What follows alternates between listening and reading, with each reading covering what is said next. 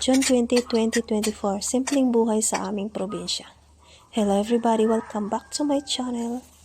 Magluluto taog itlog, hotdog. Isang pirasong hotdog para sa junakis ko.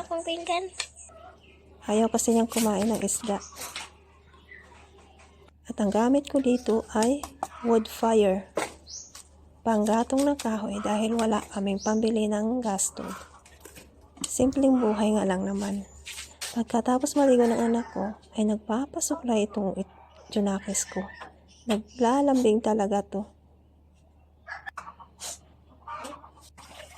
Pagkatapos yan, maghuhugas na tayo ng mga kaldero, kawali, at tapuri na pinagamitan natin. Kuskusin natin ng kuskusin para pumuti dahil nagiging negro na yung kagamitan natin sa kusina.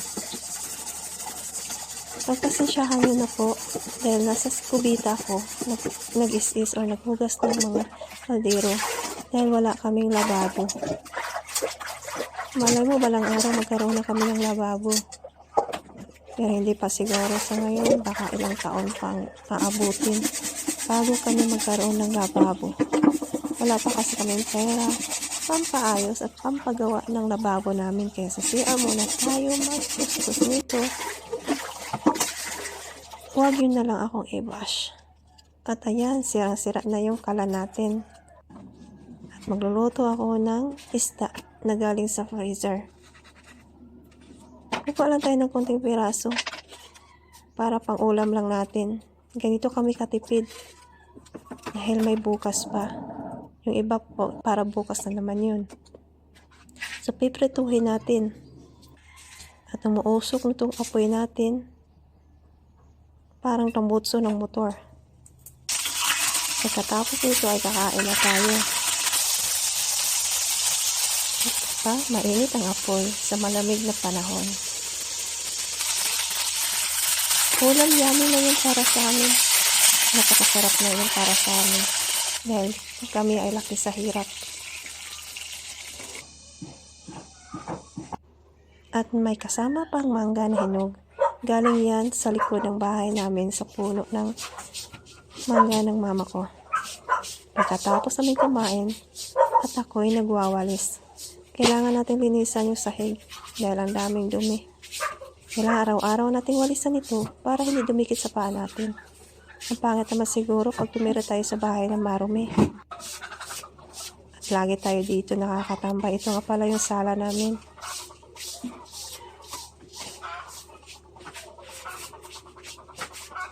Dahil tanggapan ng bisita ito, kailangan natin linisan. Nakakahiya naman sa people of the world. Ang hirap talaga maglinis ng bahay pag pag sirang-sira yung bahay. Kailan pa kaya maayos-ayos to? Sana tulungan nyo naman ako. I-subscribe nyo naman ako. At ito na ang dami kong labahan sa tagulan ng panahon.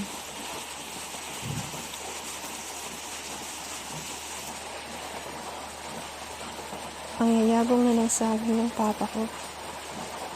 Nakakaminis ang probinsya talaga. Ang sarap mamuhay dito. Ang sarap tumira sa probinsya.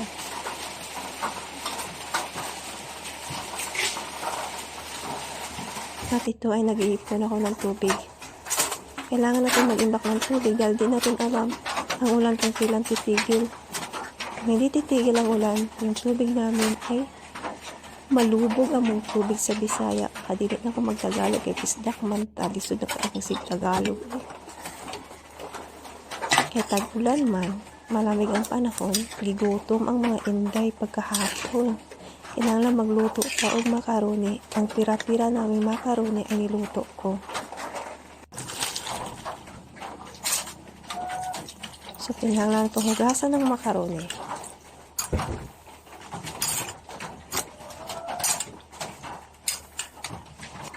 At ilagay natin sa lagayan, sa mixing bowl. Lagyan ng fruit cocktail.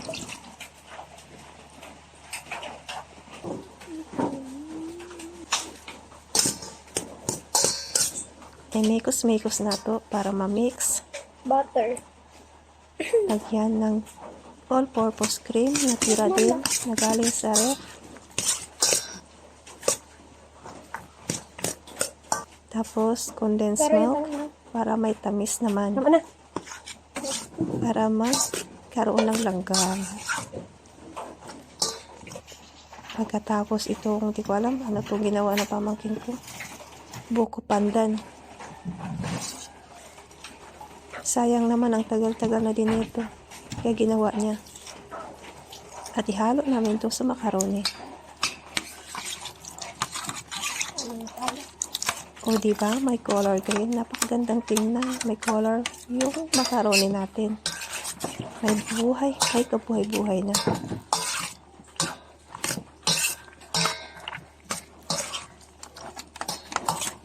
Sa atin ang umikos-mikos. Para mag-mix ng ayos.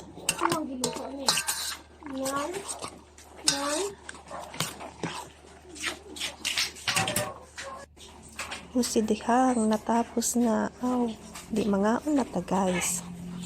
O diba? Solve ang atong problema sa tiyan. Okay, nihunong naman ang ulan. Wadto ta diri magpausok-usok ta sa ato ang area.